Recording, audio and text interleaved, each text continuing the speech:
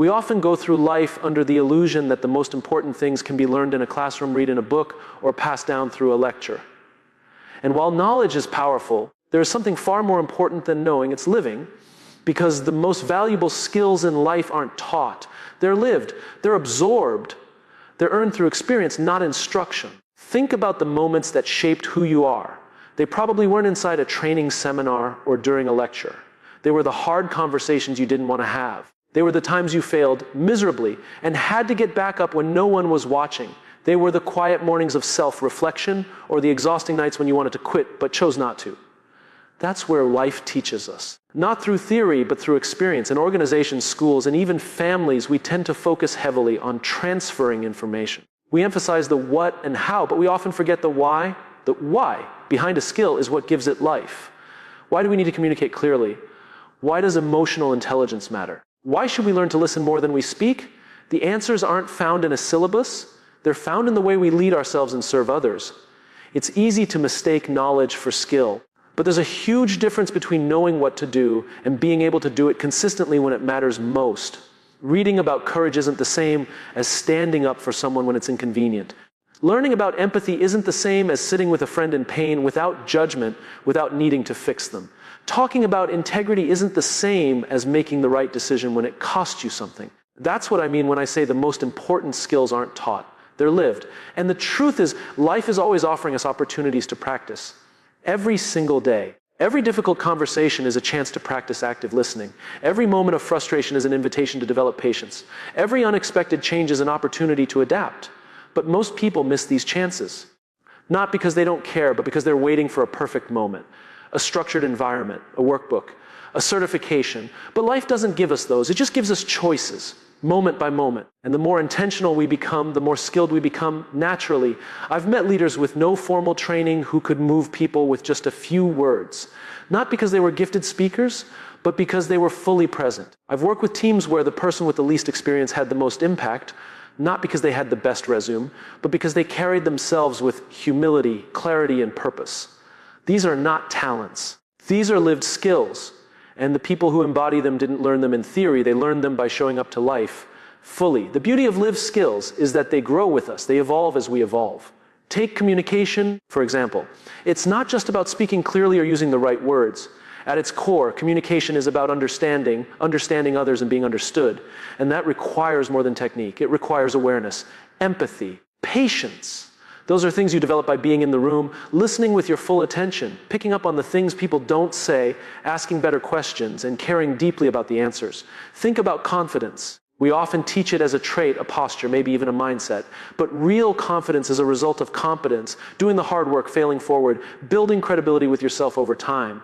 Confidence that's lived doesn't need to be loud. It doesn't demand to be seen. It simply shows up and does the work with or without recognition, or take discipline.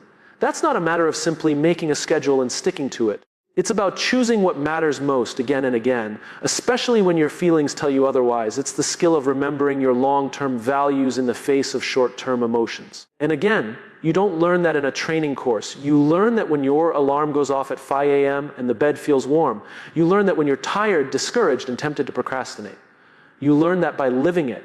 The same goes for emotional intelligence, adaptability, resilience, all critical life skills.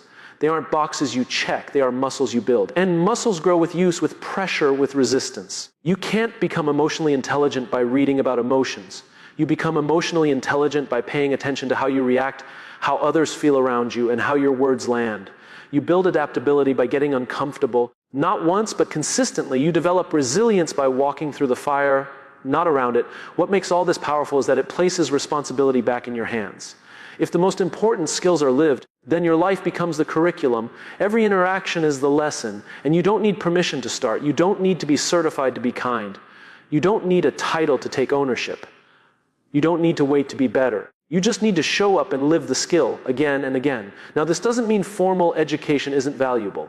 Of course it is. But it should serve as a foundation, not a final product. The world doesn't reward people who know the most. It rewards those who make the most difference.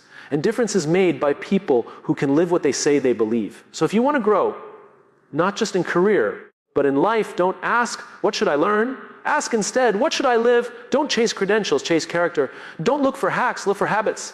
Don't focus on looking capable. Focus on being capable. And if you do, something amazing happens. People begin to trust you, not because you're perfect, but because you're real, because you're consistent, because you live what you say. And in a world full of noise, that's a rare and powerful skill, one that no one can fake and no book can teach. So when someone asks what the most important life skills are, remember they're not taught, they're lived, and that means anyone, anywhere, at any time can begin to build them, starting now, starting with you. We often talk about success as if it's a finish line, something we race toward, something we chase with goals, ambition, and effort. And while ambition is powerful and hard work is essential, there's something far more important than reaching a milestone. It's the ability to stay there, to sustain it, to grow beyond it. That's where the illusion begins to unravel. Because success without the right skills to hold it is fleeting. It looks impressive for a moment. It may even get applause, but over time it collapses under its own weight. You see, there are two kinds of success. The first kind is what most people chase, the appearance of success, titles, numbers, awards, money, the stuff that's easy to measure, the stuff that fits neatly into a bio or looks good on a social media post. But the second kind of success, the lasting kind, isn't always visible. It's rooted in the person you become. It's built on skills like integrity, consistency, communication, adaptability, and resilience. These aren't always flashy. They don't come with a certificate. But they are the reason some people can build and rebuild, while others burn out the moment they reach the top. Knowing what to do doesn't guarantee you'll do it well under pressure. Having the tools doesn't mean you have the wisdom to use them. And being given a position doesn't mean you're ready to lead. That's the illusion. The belief that if we just get the job, the recognition, the outcome, the rest will figure itself out. But the truth is the higher you go, the more your foundation matters. And that foundation is made up entirely of lived skills. Imagine a person who rises quickly in their career. They're smart, they're driven, they know how to impress, but they haven't learned how to listen. They don't know how to handle criticism without becoming defensive. They avoid difficult conversations. They crack under pressure. What happens next is inevitable. People stop trusting them. Culture erodes. Teams fall apart, and eventually their title becomes meaningless. Not because they weren't talented, but because they lack the skills to carry their own success. Now, contrast that with someone else. Maybe they don't rise as fast. Maybe they don't have the flashiest resume, but they've developed something deeper. They listen before they speak. They stay calm when things go wrong. They admit when they're wrong and take full responsibility. They build others up, not just themselves. And because of that, they create trust. And trust more than talent is what makes people want to follow you. That person's success lasts because it's not built on image. It's built on substance. This is why skills matter more than ever. Not technical skills alone, but human skills. The kind of skills that can't be automated, outsourced, or skipped. The kind that allow you to adapt, connect, and grow with others. Think about communication. It's not just about talking. It's about connecting. It's the ability to translate your thoughts clearly, to understand where others are coming from, and to build bridges even when you disagree. That skill alone changes everything from how you lead a team to how you navigate conflict to how you build trust in a room. Or take emotional intelligence. You could have all the right answers, but if you lack awareness of how your words and actions affect others, you'll struggle to lead. People don't follow people who make them feel small. They follow people who make them feel seen. That's a skill. It's learned over time by observing, reflecting, and adjusting, not through theory, but through real, messy human interactions. Another vital skill is adaptability. The world doesn't stay the same, and neither do people. Change is constant. And those who resist change or panic when it arrives fall behind quickly. But those who know how to pivot, how to let go of what no longer works, how to stay curious instead of defensive, they thrive, not just once, but over and over again. Adaptability isn't about giving up your values. It's about adjusting your approach without compromising your core.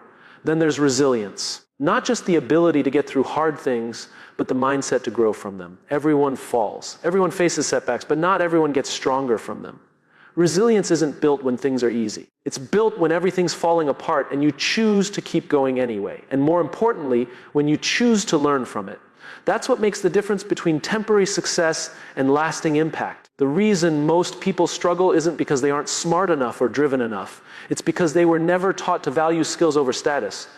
They pursued recognition without preparation.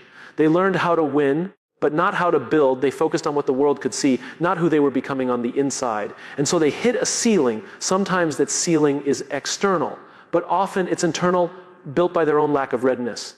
True success, the kind that sustains you, is built slowly, it's built intentionally, it's built by people who are more focused on becoming than appearing, people who invest in skills even when no one is watching, people who ask better questions, who seek feedback, who are willing to look at their blind spots. People who aren't afraid to be bad at something before they're good at it, because they know that a house built on sand might stand for a season, but eventually the storm comes. And when the storm comes, and it always does, skills are what keep you standing. Not your followers, not your title, not your bank account. Skills. How you handle failure, how you rebuild trust, how you regulate your emotions, how you navigate uncertainty. These are the anchors that keep you grounded when the winds of life start to blow. So if you're chasing success, don't just look at where you want to go. Ask yourself, who do I need to become to stay there once I arrive, and then start building those skills, slowly, daily, intentionally, not for applause, not for likes, but because that's what sustainable success requires. Because if you don't have the skills, success will feel like a burden. But if you do, success becomes a platform, not just for what you can achieve, but for what you can help others become. The world is full of people who reached the top and didn't know what to do once they got there. Don't be one of them. Build the skills, live the values, do the work. And when success comes, as it will, you'll be ready to hold it, grow it, and multiply it. Not just for yourself, but for everyone you serve. Because success without skills is an illusion. But success built on skills, that's legacy. Confidence is often misunderstood. People see it as charisma, as boldness, as someone who walks into a room and owns it. We associate confidence with loud voices, quick answers, and unwavering opinions. But real confidence, the kind that lasts, the kind that doesn't crumble when things get hard, looks very different. Real confidence is quiet, it's steady. It doesn't need to prove anything to anyone, and it's built, not born. It doesn't come from personality, popularity, or position. It comes from the small, consistent practice of foundational skills. Confidence isn't about knowing everything. It's about knowing yourself. It's not the absence of doubt. It's the decision to move forward despite it.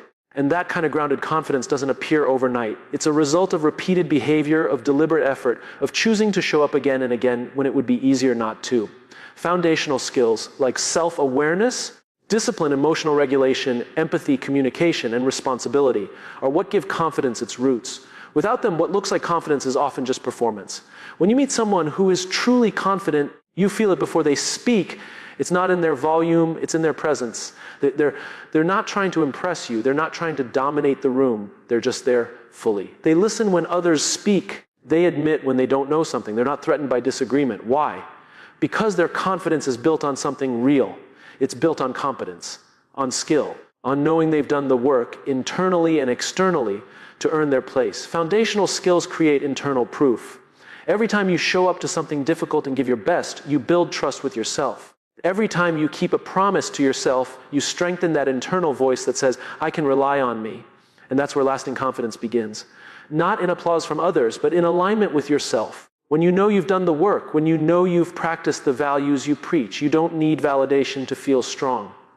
You already are. This is why foundational skills matter more than any external validation or title you could ever receive. Take self-awareness, for instance. How can you be confident if you don't know who you are? If your identity is wrapped in what others think, you'll spend your life chasing approval and fearing rejection. But when you're grounded in your values, in your purpose, in what you stand for, you can walk into any room, no matter who's in it, and stay centered. Because your confidence isn't based on comparison, it's based on clarity. Discipline is another skill that builds confidence over time. People who show up for themselves consistently, who put in the reps when no one's watching, don't need to fake confidence. They have it. Because they've paid the price. They've stayed late when they were tired. They've chosen growth over comfort. They've said no to shortcuts. And the result isn't just external success. It's a deep, quiet trust in themselves. That kind of confidence can't be shaken. Emotional regulation is also a powerful source of confidence. Life is unpredictable. People will disappoint you. Plans will change. You will fail. And in those moments, the people who can stay grounded, who can feel their emotions without being controlled by them, are the ones who lead with strength. It's not about being stoic or numb. It's about being centered. It's about knowing how to respond instead of just reacting. That's not instinct, it's a learned skill. And it's one of the most powerful contributors to lasting confidence. Then there's empathy. It might not seem like a power skill at first glance, but it's one of the most transformative. Confident people don't need to belittle others to feel important. They don't need to win every argument. They're not threatened by someone else's strength. Why? Because they can see beyond themselves. They can connect with others, understand them, support them. And that connection creates influence. The most confident leaders are the ones who can lift others without losing themselves. Communication is yet another foundational skill that impacts confidence profoundly. When you can articulate your thoughts clearly, When you can express what you feel and what you mean in a way others can understand, you don't just feel heard, you feel empowered. Communication isn't about dominating a conversation. It's about creating clarity. And confident people don't hide behind big words or empty noise. They speak simply, directly, honestly, because they know who they are and what they believe. And finally, responsibility. It's easy to blame others. It's easy to deflect, to justify, to find excuses. But confident people take ownership. They don't pretend to have it all figured out, but they do take control of what they can influence, their choices, their behavior, their response. And that ownership gives them power. Because when you believe you have the ability to influence your life, you no longer fear it. You step into it fully without needing guarantees. All of these skills, these foundational practices, are available to anyone. You don't have to be born with a certain personality. You don't need permission or status. You just have to be willing to practice, to do the work that most people avoid, to stay in the process when it gets boring, hard, or uncomfortable. The payoff is not just external success, it's inner stability. And that's what makes confidence real. You're not faking it. You're not borrowing it from others. You've earned it. In a world obsessed with appearance, there's something incredibly powerful about someone who doesn't need to be seen to feel valuable. Someone who knows their worth before they enter the room. That kind of confidence doesn't scream. It doesn't seek approval. It just is. And it's built day by day through the quiet practice of foundational skills. So if you want to build real confidence, the kind that doesn't crack under pressure, the kind that inspires others, the kind that helps you lead, connect, and grow, start there.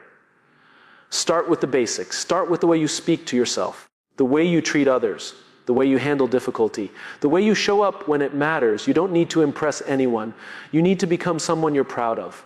Because confidence isn't something you perform. It's something you practice. And the people who seem the most secure, the ones you look up to, not only worked for it, they live every day through discipline, through humility, through the quiet choice to grow. Foundational skills may not be glamorous. They may not trend online, but they're the bedrock of every person who walks through life with clarity, purpose, and strength.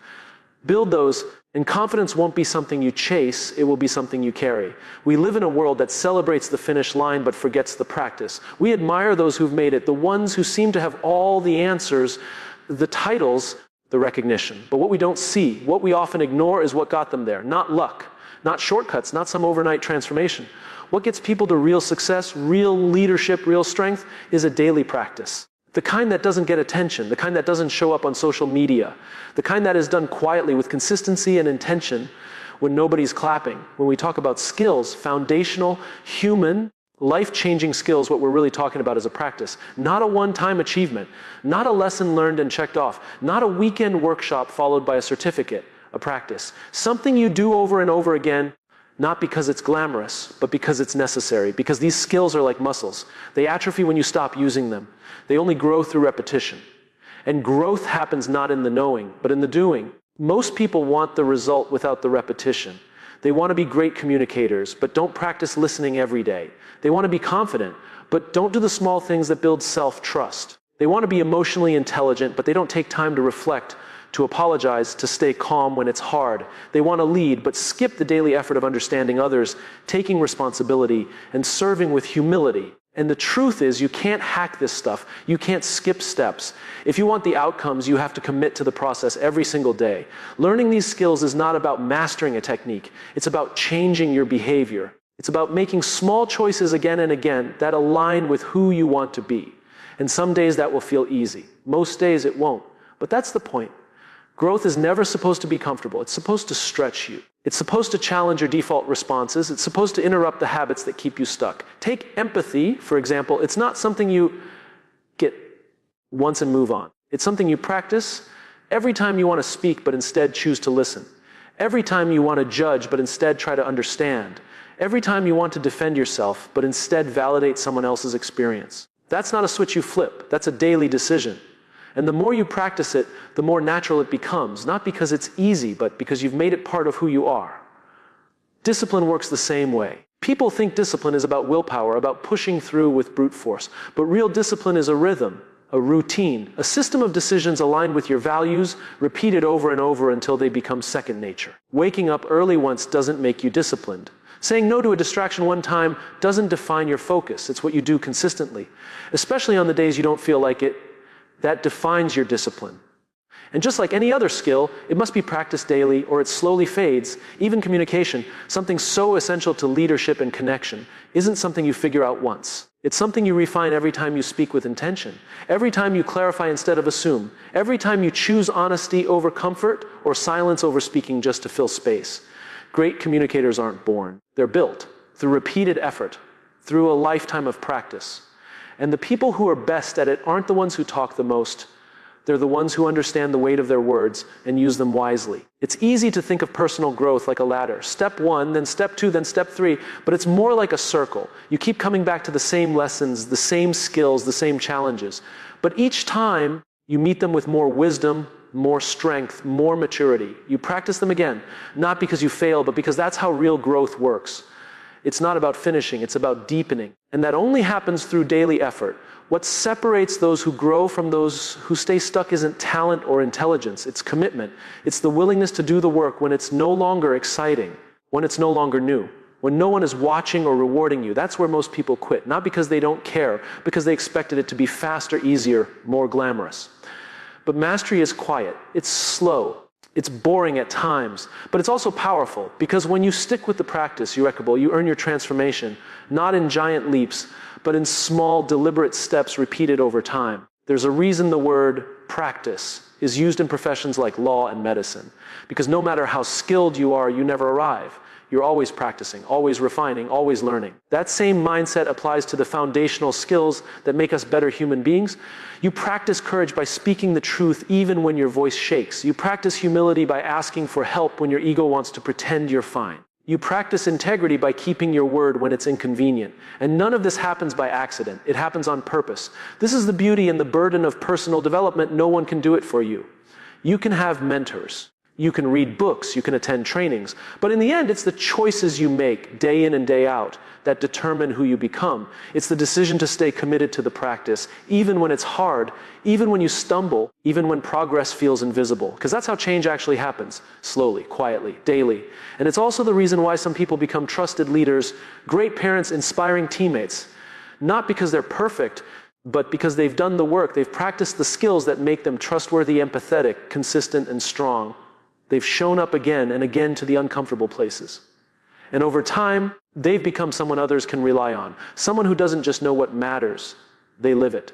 So the next time you feel like you're not getting anywhere, that you're stuck in the same struggles, that your growth is too slow, remember this: every time you choose the practice over the shortcut, you're building something that lasts. Every time you show up when it's hard, you're reinforcing who you are. And that is never wasted. Because learning these skills isn't about arriving. It's not about what you know. It's about how you live. And how you live is built slowly, steadily, by what you practice every single day. Pressure is inevitable. It doesn't matter who you are, where you're from, what you do, or what you've achieved, life will apply pressure. It shows up as deadlines, as responsibilities, as expectations, as unexpected problems, as moments where everything feels uncertain. And in those moments, we all have a choice. We can let pressure break us, or we can allow it to shape us. What determines that outcome isn't our environment. It's not luck. It's not talent. It's the skills we bring into those moments. The right skills can transform pressure into purpose. Pressure isn't the enemy. In fact, pressure often reveals what's real. It peels back the layers and shows us what's underneath. It doesn't create weakness. It exposes it. And it doesn't create strength either, but it invites it. Pressure is an invitation to grow, to lead, to show up differently. But only if we've built the internal capacity to meet it. That's what skills are. They're not just tools we use, they're anchors we hold on to when the storm hits. The world often tells us that we should avoid pressure, escape discomfort, dodge failure. But growth doesn't happen in the absence of tension. Growth happens when we step into it, when we choose to be intentional in the face of difficulty. But here's the truth: you can't simply will yourself through pressure. You need to be prepared. And preparation doesn't mean knowing exactly what's going to happen. It means building the strength, awareness, and discipline to navigate whatever does. It's easy to look calm when everything is going your way. It's easy to seem confident when there's no challenge. But when the pressure mounts, when something goes wrong, when the plan falls apart, when you're overwhelmed, that's when your true character shows up. And that character is built from skills. Not the kind you learn in theory, but the kind you practice daily: emotional control, self-awareness, communication, empathy, focus, and adaptability. Those are the skills that allow you to take pressure and turn it into something meaningful. Take emotional control. When pressure builds, emotions run high: fear, frustration, doubt, anger. Most people react without thinking. They get consumed by the emotion and act in ways they later regret. But those who have trained themselves to pause, to breathe, to notice what they're feeling without becoming what they're feeling, those people can make decisions from a place of clarity instead of chaos. That's not instinct. That's a learned skill. And in moments of pressure, it becomes a superpower. Self-awareness is just as critical. If you don't understand what triggers you, if you don't recognize how you show up under stress, you'll fall into the same patterns over and over again. You'll say things you don't mean. You'll blame others. You'll retreat or explode. But when you've developed self-awareness, pressure doesn't control you. You work with it. You recognize your signals. You take responsibility. You shift before spiraling. You lead yourself before you lead others. And that changes everything. Then there's communication. Under pressure, most people either shut down or lash out. But the skill of clear, calm communication, especially when stakes are high, is what creates alignment, connection, and trust. When pressure rises, people don't just need solutions. They need clarity. They need to know what's going on, what matters, what to focus on. That clarity doesn't come from more talking. It comes from intentional, thoughtful speaking, from listening first, from being honest, even when it's hard. That's a skill, and it's forged in practice. Empathy is another. When pressure hits, it's easy to become self-centered, to get tunnel vision, to forget that everyone around you is also under strain. But the people who've developed empathy know how to zoom out. They know how to feel what others are feeling, not to fix it or carry it, but to acknowledge it. That acknowledgement builds trust. It diffuses tension, it creates space for collaboration, even in high-pressure situations. Because pressure doesn't just test your resilience, it tests your humanity. Focus might be one of the most underrated skills under pressure. When everything feels urgent, it's easy to get distracted, overwhelmed, reactive. But those who've trained themselves to prioritize, to stay present, to do the next right thing, they become anchors in the chaos. They don't chase every fire. They don't try to control everything. They stay grounded. Focus is not about doing more. It's about doing what matters most, especially when time and energy are limited. And the only way to build that focus is to practice it every day, even when the pressure is low. Adaptability brings it all together. Pressure often comes from change, unexpected events, shifting dynamics, uncertain outcomes. And the people who resist change suffer the most. They cling to what used to work, even when it no longer does. But those who've practiced adaptability know how to let go. Not their values, not their standards, but their attachment to specific plans. They adjust with intention. They stay open, curious, flexible. And in doing so, they move forward instead of getting stuck. All of these skills, emotional control, self-awareness, communication, empathy, focus, adaptability, don't eliminate pressure. They transform your relationship with it. Instead of something to run from, pressure becomes something to lean into. Not because it's comfortable, but because it's meaningful. Because on the other side of pressure is growth, impact, clarity, and purpose. Purpose is not a light you find in the dark. It's something you build moment by moment in how you respond to what life throws at you. Pressure clarifies what matters. It strips away the noise. It forces you to ask hard questions. What do I stand for? Who do I want to be in this moment? What story do I want to tell when this is over? And if you've done the work, if you've built the skills, you'll be able to answer those questions not with panic, but with purpose. This is why preparation matters more than performance. Anyone can perform when conditions are ideal. But those who've prepared by practicing the right skills day in and day out can lead, serve, and thrive when it matters most. They don't need everything to go right in order to move forward. They don't fear the pressure. They've been preparing for it all along. If you want to be the kind of person who turns pressure into purpose, don't wait until the pressure hits. Build the skills now. Practice emotional control during small frustrations. Cultivate self-awareness in quiet moments. Communicate clearly when there's no urgency. Listen deeply even when you disagree. Adapt when the stakes are low so you can thrive when the stakes are high. Because by the time pressure arrives, it's too late to prepare. You either have the capacity or you don't. And the good news is this capacity isn't something you're born with. It's something you build. You build it through effort, intention, and repetition. You build it by showing up to the ordinary moments with extraordinary consistency. And over time, what used to feel overwhelming becomes manageable. What used to break you becomes a stepping stone. And what used to be pressure becomes purpose. Because when you build the right skills, life doesn't get easier, but you get stronger. And that strength gives you the clarity, stability, and courage to turn even the hardest moments into something meaningful, into something that matters, into something you were made for.